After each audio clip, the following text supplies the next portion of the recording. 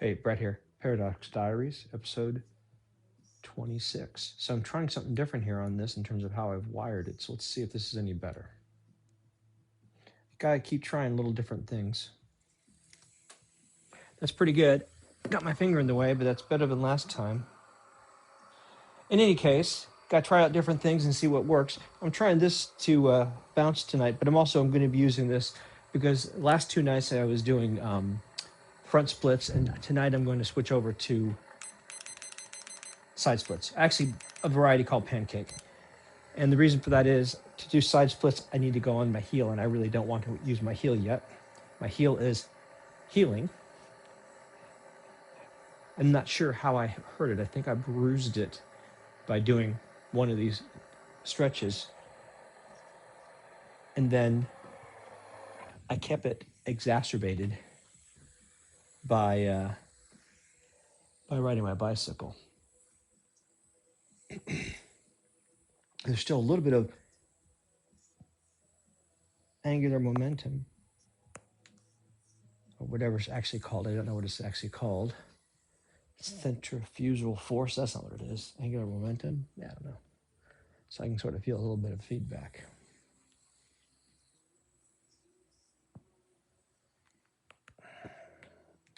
Getting some nice little cracks and pops in all of my shoulder blades. I'm also taking my rotator cuff through mostly full extension in both directions. Speaking of both directions,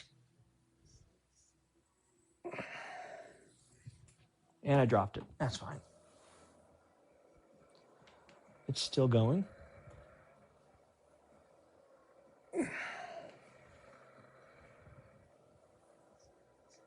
All right, shoulders are warmed up. I'll let that keep going for a second longer. Back to shaking.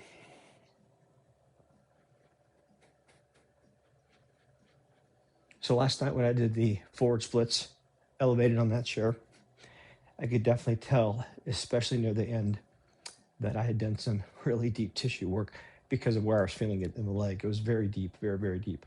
But also the observation I made coming out of those poses, I was breathing as if I was anticipating being in pain, but I wasn't. So it was more like some kind of adrenaline rush from the deep stretching. So this right here is a great way to get much deeper stretching. And actually, I say stretching. I don't mean deeper stretching. I'm going to say deep flexibility. So stretching, this is stretching.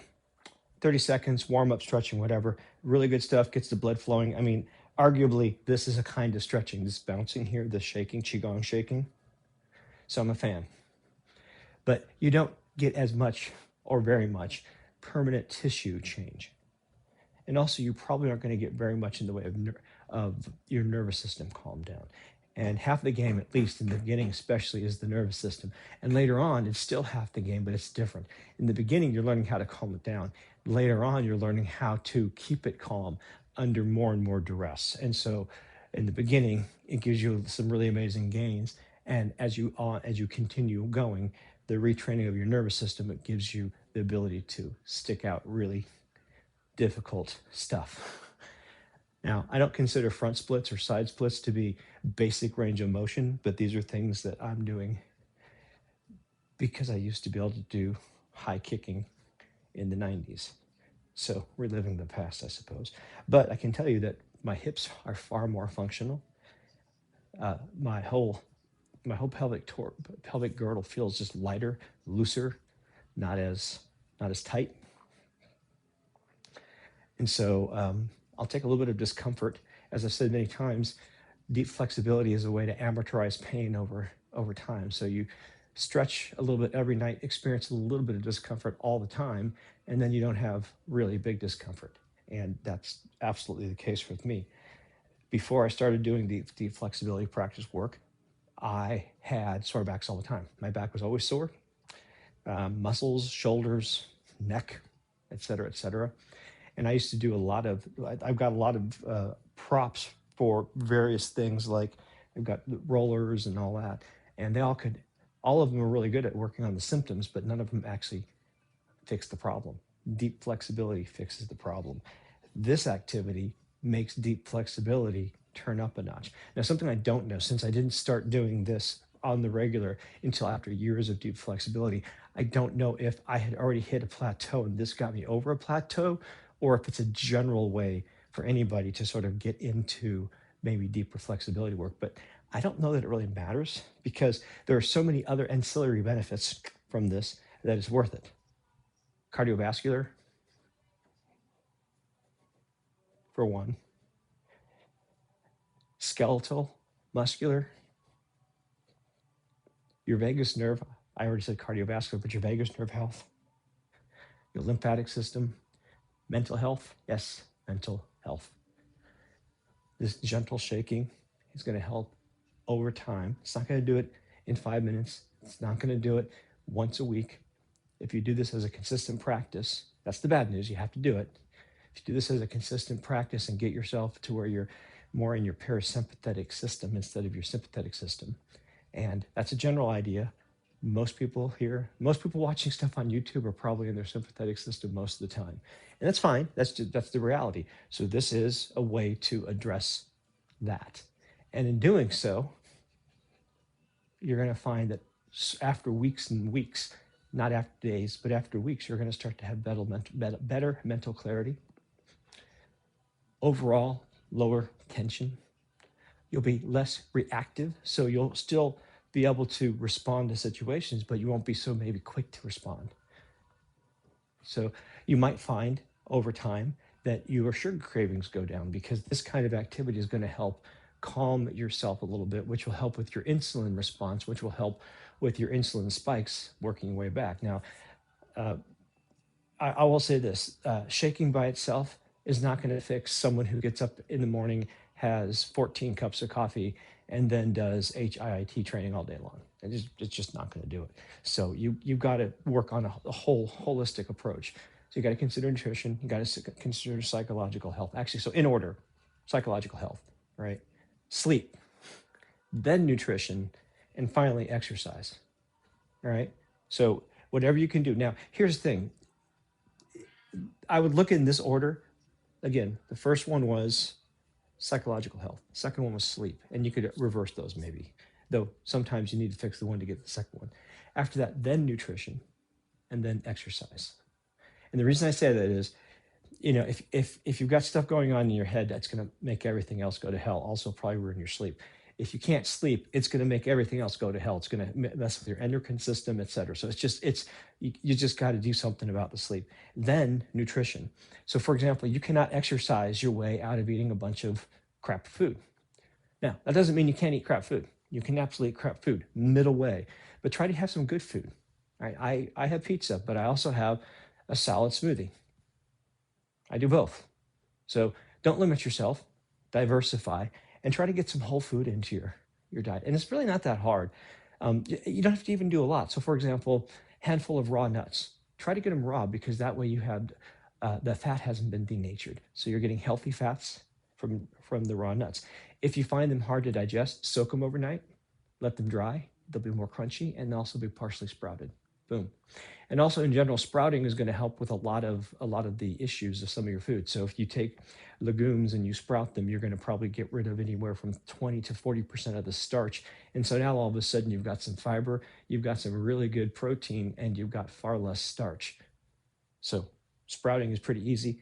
Mason jars with some slotted lids and something to put them upside down on. That's all it takes. You don't have to do a lot of it, just a little bit. So I do a combination of things like that, and I also eat crappy food. But I have enough good food that my body's got nutrition to work with. So exercise, movement, gentle movement is really, if you can just get regular movement into your practice, and that could be something like maybe when you're doing the dishes, if you do housework, you do a deep squat. Something like that. It doesn't have to be like literal go to the gym. In fact, I don't go to the gym, and I've got nothing against the gym. It's just, when you do the math, if it takes you 20 minutes to get to the gym, 20 minutes to get home, that's 40 minutes. I could have been doing anything else, and I can get a heck of a lot done in 40 minutes. I can do this. If I did this for 40 minutes, that's going to 100% be better than anything I'm going to get at the gym. I'm not going to do this for 40 minutes, but the bottom line is I kind of look at those things and I try not to waste my time on things that aren't actually adding value. Now, I do go to Tai Chi class. That's a 20-minute drive, but there's a whole lot more going on there. So it's all a matter of where you get your value. If you're getting a lot of value out of going to the gym, go to the gym. If you're doing a racket sport, if you're doing, it doesn't matter. If you're doing some kind of motion, some kind of regular movement, do it. If you love it, do it. If what you love is asymmetrical, backfill a little bit, improve. Maybe if you're doing something with, say, racket sport and you primarily use your right arm is going to be stronger, and so therefore it's going to be tighter. So stretch that side longer. Maybe actually on the K, might be the left side, actually, come to think of it. Your left side lower is going to be stronger and your right side upper is going to be stronger, most likely. So it's going to be a diagonal thing. Okay, I'm going to pick it up at pace a little bit. What's up, Chesh? Here, come here. You want to do some bouncing? Oh, okay. Here we go, buddy. Okay. Let me actually stop this so I don't want to hear it beeping. Oh, you got some good purrs. Yeah. Okay, here, ready? Very light bouncing.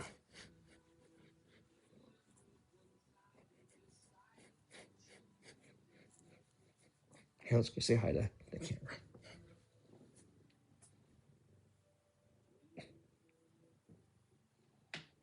There we go. I'll use that as a cover art. Okay, ready? You want to get down? Okay, you can get down. There you go, buddy. Oh, sorry. All right, now let's see.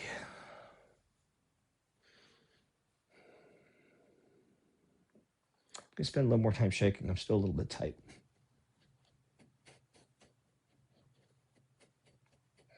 And actually, it's probably because of the padding. So I'm not getting quite as much of a bounce. So in fact,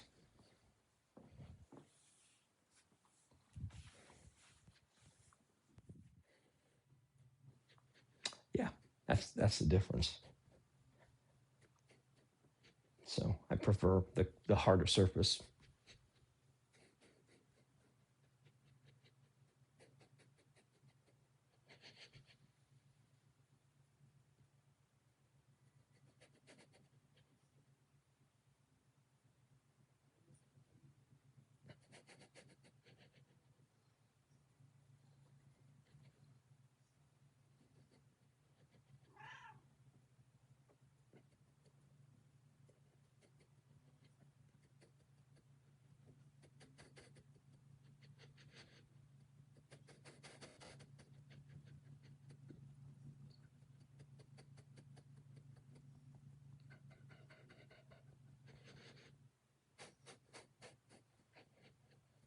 That's better.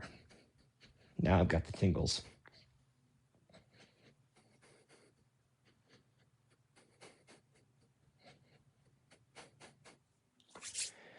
All right, now quick update on heart rate variability. I've got the numbers written down over here. So on heart rate variability, I'm measuring it because it's a measure of vascular health and a whole number of other things. And my theory is this exercise that I'm doing is parasympathetic dominant, and parasympathetic dominance over time will help with things like storing energy in your brain. And I mean that in a literal sense. So last night I started at 28. After my routine of 42 minutes or so, I landed at 53 for my HRV, heart rate variability, woke up at 58. And then tonight is 34. We'll see what it is after. Probably be in the 50s, and I'll probably wake up in the 50s because I'm back to normal. It dropped Monday because of the switch in time. So getting up an hour earlier, I noticed a difference in my heart rate variability. So what I'm going to do here is actually change a plan. Where is that other pillow? There it is. Okay. So what I'm going to do is I'm going to work on my groin primarily, but I'm also going to get my hamstrings. And I'm going to start with my knees bent. I'm going to use these pillows to keep my knees bent.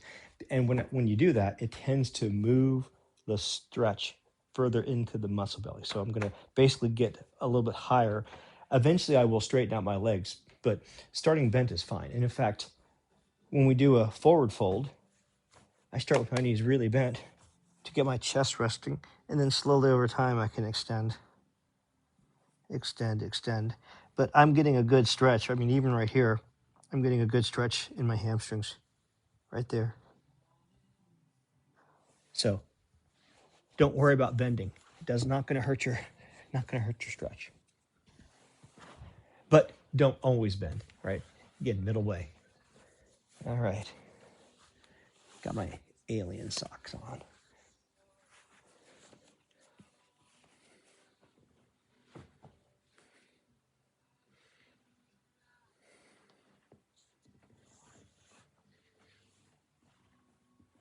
Oh, this is a bit painful here to do it.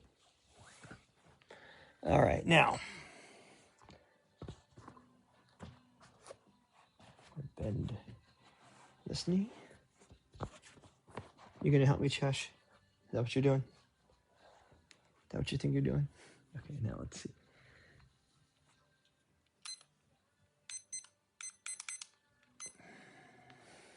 Now I'm not very wide, but that's fine because right now what I'm working on is folding forward, and so I'm gonna work a little higher up in the groin. As I spread my legs, it's gonna move the stretch down. Could you, excuse me, good sir, could you move? Thank you. Down under here a little bit deeper. So it'll move into, say, the adductors and maybe into psoas. Let's see, would that be major there or minor? I don't know. I've got to figure out some of that. I'm going to work on anatomy. I need to get a little bit better with it.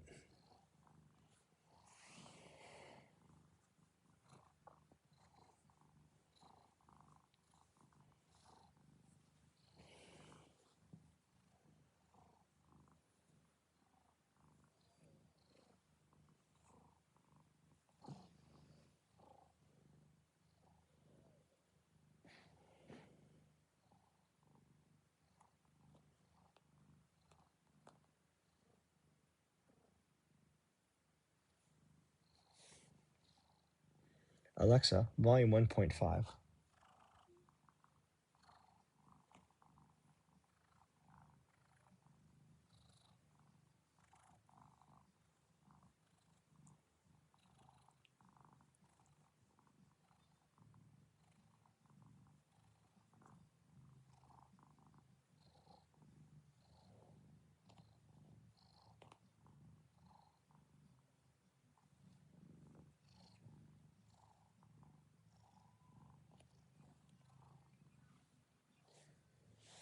Do I have a brick right here? Yeah, there we go. Okay.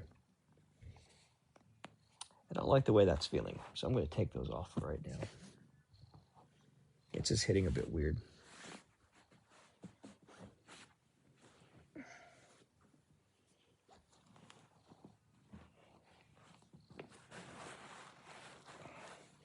You're not making this easy, good sir, but that's fine.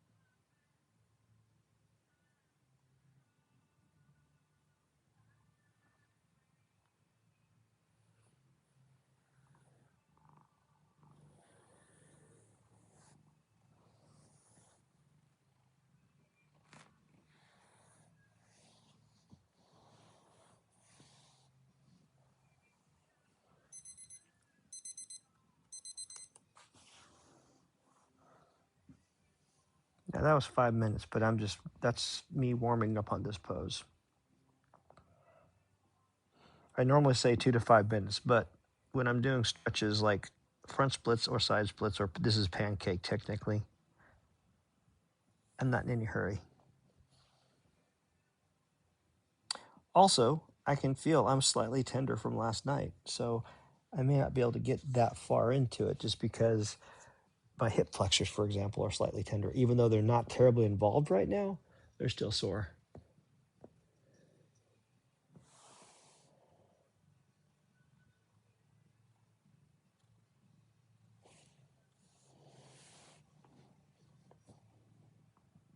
Hello.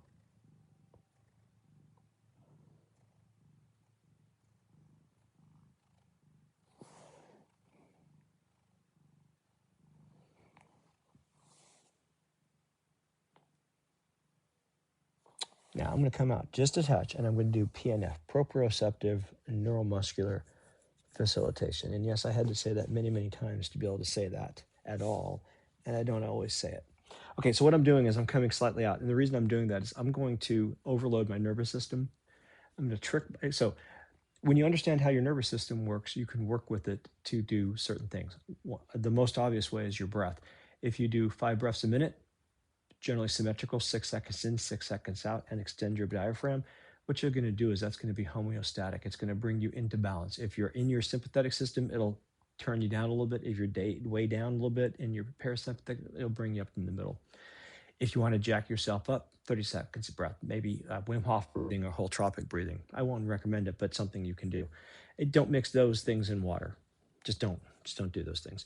And then if you want to slow down, then you want to do maybe less than 5 breaths a minute, but certainly also exhale longer. Okay, so that's breath work. But another thing you can do is you can learn how your system works and work with it. So for example, I'm going to trick my system into thinking I'm about to overload the muscles. What that'll do is the place where the tendons and the muscles are coming together, that's the GTO, I think it's called the Golgi tendon organ. It measures total tension across the entire muscle. So what I'm going to do is I'm going to squeeze all my muscles, and then I'm going to let go. That's it. So it's squeeze and let go. And I can do it for a short amount of time. I can do it for a long amount of time. Isometrics are an example of doing that, because if you notice with isometrics, when you do an isometric and you hold, so for example, the left side of your head, it's going to put tension on the right side. And then when you let go, you'll get even more release oftentimes. And that's what we're doing here. So I'm a little bit out of the pose. Now, Mr. Chesh, I'm going to be optimistic and think you might be in the way. So I'm sorry, buddy. I'm going to have to ask you to move. Here, I'll tell you what. Let me hold you for just a second. Okay, ready? This is probably a bad idea. Okay, I'm gonna pull in with my legs. Just basically imagine me digging my legs into the mat and then squeezing my muscles. Oh, that's gonna not be good holding Chesh. I'm gonna put you down, buddy. Okay, now just stay here for a second. Okay, just chill.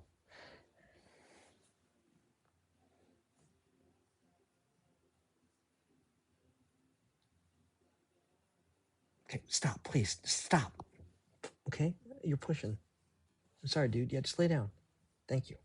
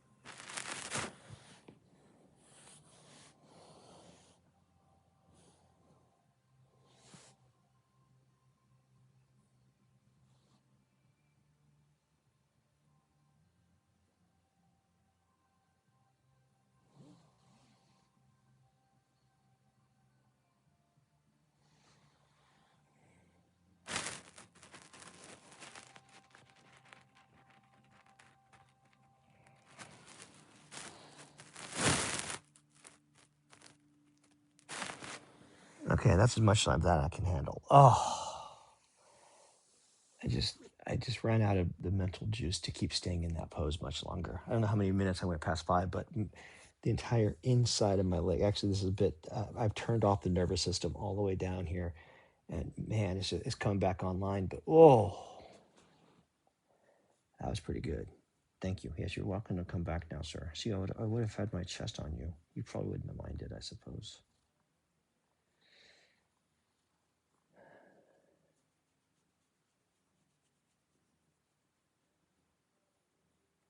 Okay, let's see if I can move my legs.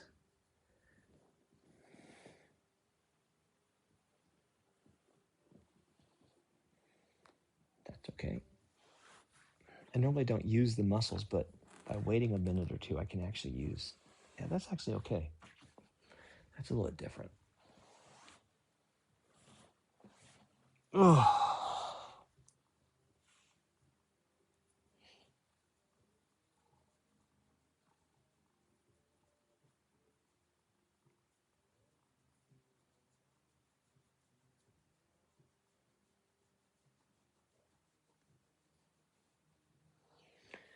I think that's enough, buddy. What do you think? Yeah. Good night.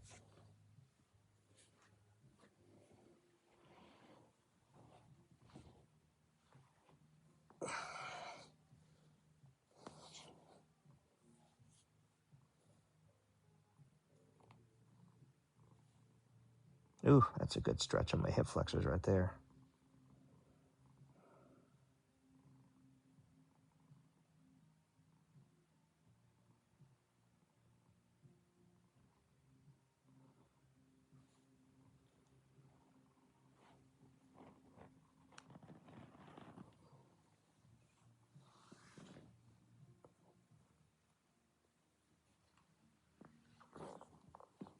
Oh.